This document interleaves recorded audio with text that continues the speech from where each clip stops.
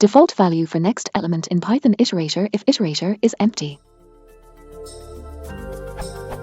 I have a list of objects, and I would like to find the first one for which a given method returns true for some input value. This is relatively easy to do in Python. However, in my application it is common that there is no such p for which p.method input is true, and so this will raise a stop iteration exception. Is there an idiomatic way to handle this without writing a try-catch block?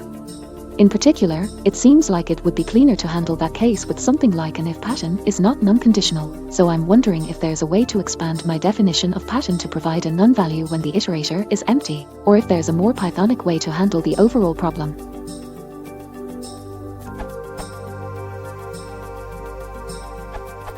Next accepts a default value.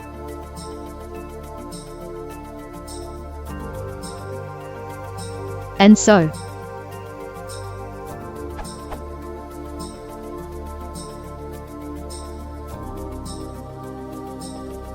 Note that you have to wrap the genexp in the extra parentheses for syntactic reasons, otherwise.